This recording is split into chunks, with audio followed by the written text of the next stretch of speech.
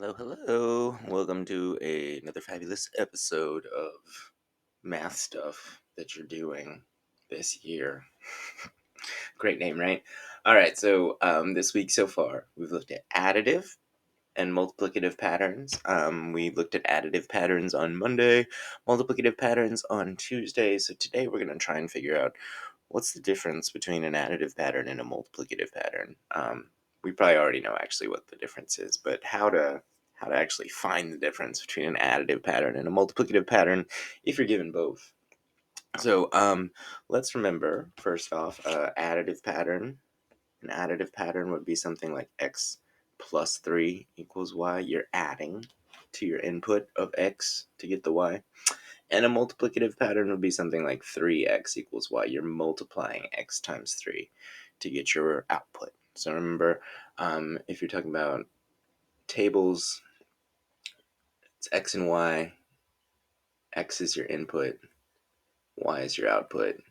So whatever numbers are in here, you always start with your x, and then you either add or multiply to get your y. All right, so here's an example with this one.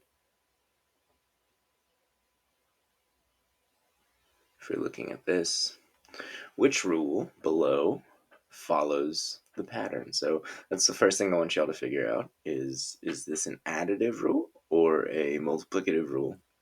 And which one of these rules at the bottom works with that table? So go ahead and think about it.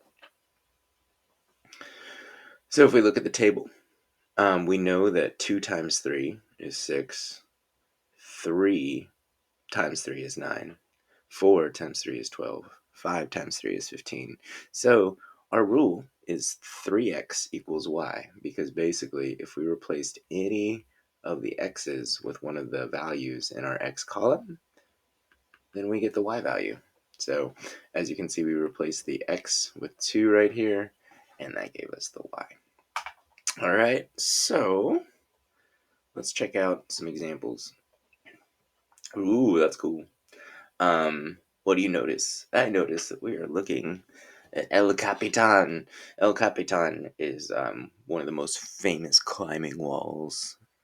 It's actually a geologic formation, like a mountain. But for climbers, El Capitan is like one of the most famous walls in the world to climb. It's here in America. I think it's in Yosemite. All right, so what do you notice? What do you wonder? I wonder, why are we going to be using this picture in math? I wonder if we could graph anything on here. Maybe we could graph how long it takes someone to climb the mountain, or we could graph how long it takes a tree to grow. Let's find out. Okay, launch. Let's launch ourselves into this.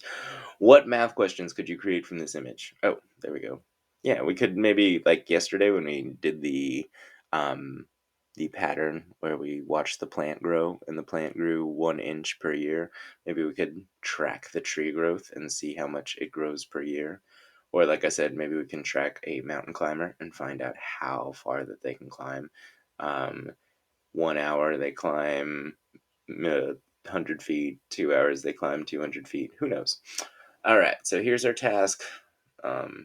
Disregard that big fat word in the middle of your graph, I guess, in your table. All right, so I think our task here is going to be the table below shows the growth of a pine tree each year in inches. So after 1 year, your pine tree is 1.5 feet, or 1.5 inches. I'm sorry, it says inches. 1.5 inches. After 2 years, your pine tree is 2.5 inches. 3 years, 3.5 inches. 4 years, 4.5 inches. 5.5 inches. All right, so what they're asking is, how much does the tree grow each year? So the first thing we're going to do is label x as years and y is height. That way it makes a little more sense, right? So as the years go up, it looks like the height goes up. We need to find out how much. All right, not only that, we're going to have to find out if this is an additive pattern or a multiplicative pattern and what the rule is, and then find the matching graph. So we'll do that in the next video. Go ahead and take a guess, try and figure it out, and we'll see you in the next video.